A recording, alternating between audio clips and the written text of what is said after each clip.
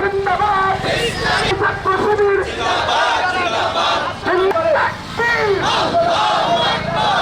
সম্মানিত সভাপতি জনাব খাজা আহমদ।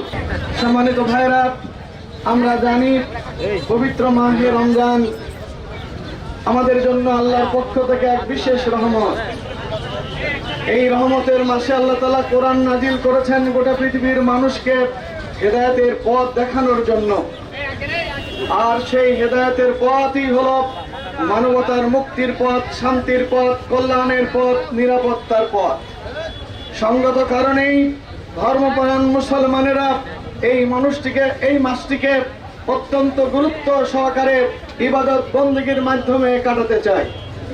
কিন্তু দুর্ভাগ্যজনক হলো সত্য, এদেশের ধর্মপ্রাণ মুসলমানেরা যখন রোজা পালনের মাধ্যমে আত্মশুদ্ধির কাজ করায় মগ্ন, ঠিক সেই সময় এদেশের কিছু অসাধু ব্যবসায়ী সিন্ডিকেটের মাধ্যমে রোজাদার মুসলমানদেরকে কষ্ট দেবার জন্য তারা দ্রব্য মূল্যের একের পর এক দাম বাড়িয়ে সকল মানুষকে কষ্ট দেওয়ার পরিকল্পনা করে।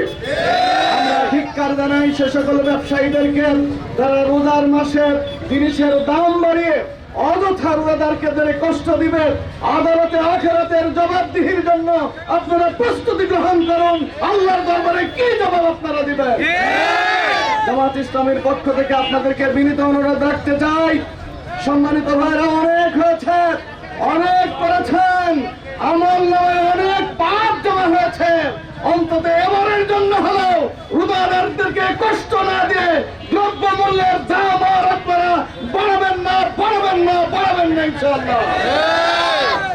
মাহে রমজান বরকত, রহমত এবং নাজাতের সওগাত নিয়ে আমরা এই নাজাতের সওগাতে সবাই যাতে অংশগ্রহণ করতে পারি, আমরা তাকওয়া অর্জন করতে পারি এবং এই কাজ করে যাতে আমরা আত্মশুদ্ধি আত্মগঠন করতে পারি, সেই সাথে দেশ গঠন, এই দেশে যে সমস্ত অনাচার অত্যাচার জুলুম নির্যাতন আছে সেগুলো যাতে নির্মূল হয় এবং এখানে দ্রব্যমূল্য সহনীয় হতে হবে এবং খাদ্যে ভেজাল চলবে না, রেস্তোরাঁ চলবে না।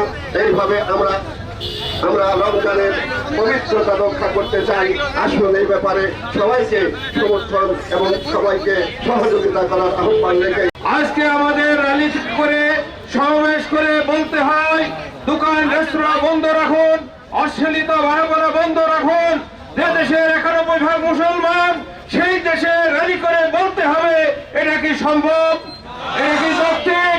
এর জন্য আসুন আমরা এই রমজানে শপথ দেব, আমরা নিজেদের আত্মগঠন করব এবং আগামী দিনে বাংলাদেশ বিনির্মাণে সোনার বাংলা গড়ার লক্ষ্যে আল কোরআনের সমাজ প্রতিষ্ঠা করব।